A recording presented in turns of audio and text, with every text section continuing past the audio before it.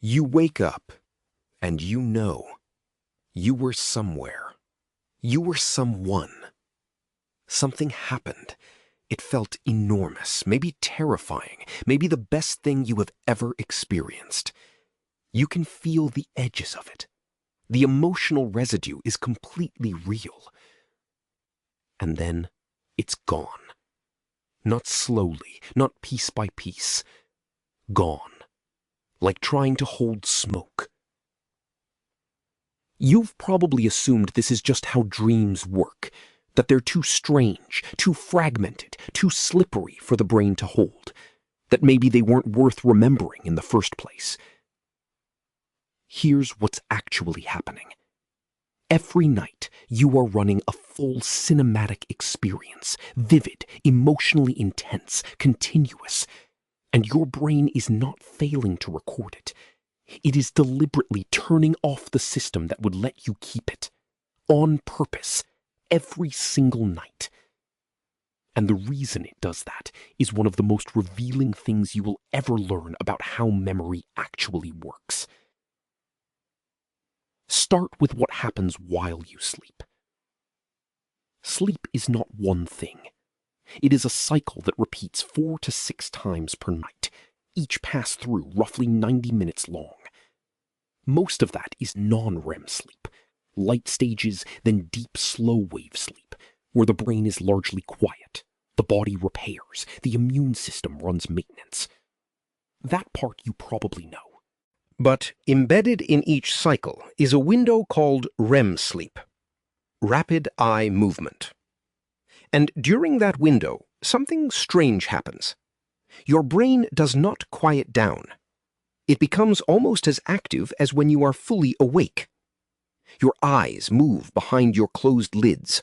Your limbs become temporarily paralyzed. And your mind constructs an experience so convincing that, while it is happening, you have no idea it isn't real. That is the dream. The average person spends roughly 2 hours per night in REM sleep. That is 2 hours of fully realized experience every night, across an entire lifetime. And almost none of it survives to morning. Here is why. Memory consolidation, the process that turns an experience into something you can actually recall later, requires a specific neurochemical environment. The most important ingredient is a neurotransmitter called norepinephrine. It functions, in part, as the brain's recording signal. When norepinephrine is present, experiences get flagged, pathways strengthen. The hippocampus, the brain's memory gateway, encodes what just happened and files it somewhere you can retrieve later. During REM sleep, norepinephrine production in the brain shuts down almost completely. Not low, not reduced. Gone. The locus coeruleus, the cluster of neurons in the brainstem that produces the majority of the brain's norepinephrine supply, goes essentially silent. Researchers at the University of California, San Diego, studying sleep neurochemistry, confirmed this in the 1990s, and the finding has been replicated dozens of times since. Your brain is generating the dream with almost no access to the chemical that would let it be remembered. It is like filming a movie with the lens cap on. The experience is fully happening. The record is not being made. And it is not an accident. In 2017, sleep researcher Matthew Walker at the University of California, Berkeley, published research suggesting that the norepinephrine shutdown during REM serves a specific and important purpose. Dreams are dominated by emotionally intense content, fear, joy, grief, conflict, desire, because the emotional processing centers of the brain are highly active during REM. The amygdala, which processes threat and emotional significance, fires intensely. The prefrontal cortex, which normally regulates and contextualizes those signals, is largely offline. The theory Walker and others have proposed is that REM sleep is, in part, a kind of emotional processing environment.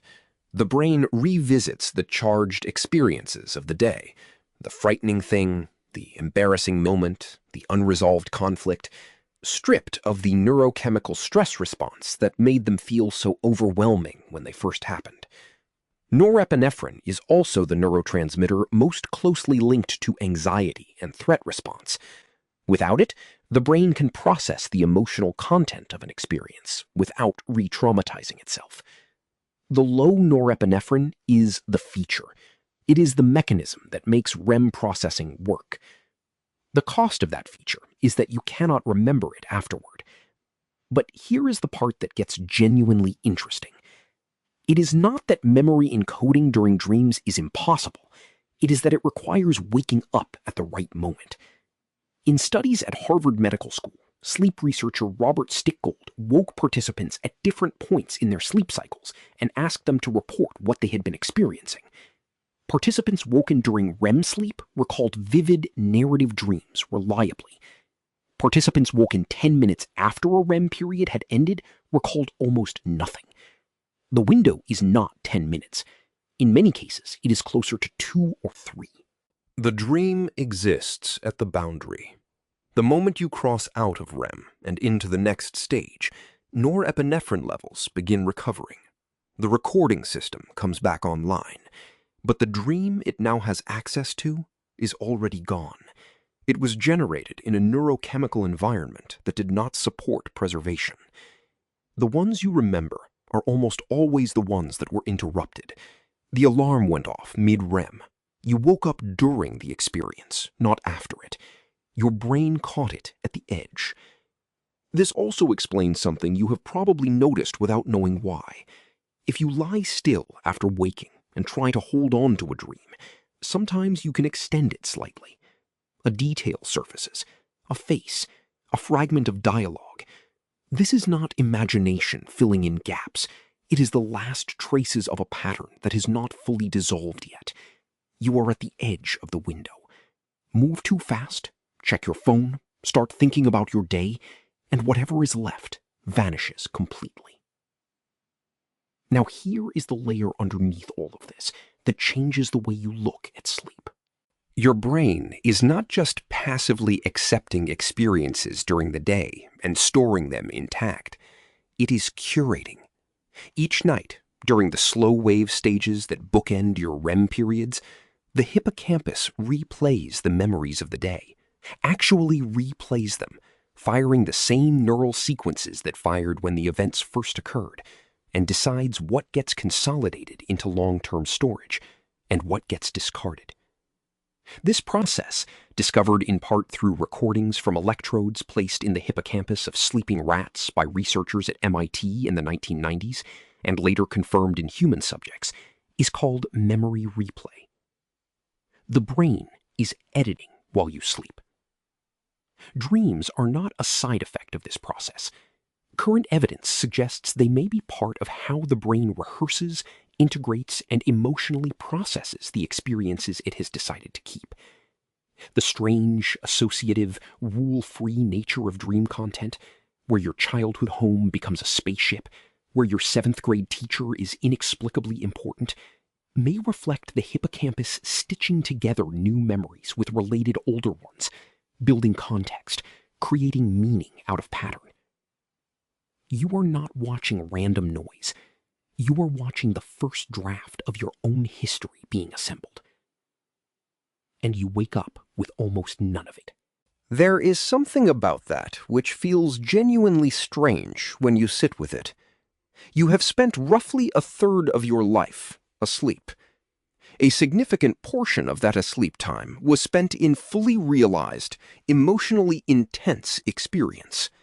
Thousands of hours of vivid, continuous, internally coherent reality. And almost the entire archive is inaccessible to you.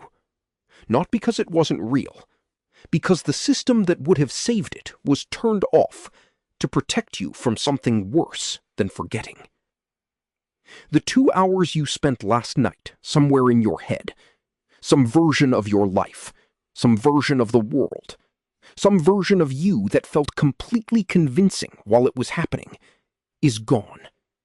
You carry none of it forward. You had no say in any of it. Your brain ran its own program last night, processed something, resolved something, filed something. You woke up slightly different than you went to sleep, for reasons you will never be able to name. And the evidence of the process was quietly cleared before you opened your eyes. Do you ever wake up feeling like you processed something enormous in the night, even though you can't remember what it was? Tell me in the comments. And if you want to keep going, the next one stays in the same territory. Every single night, while this is happening, while your brain is running its maintenance cycle, clearing norepinephrine, replaying your day, your body is doing something else entirely. Something that makes no intuitive sense. Something that, when you understand the real reason for it, will permanently change how you think about the 8 hours you spend unconscious every night. That is the next one.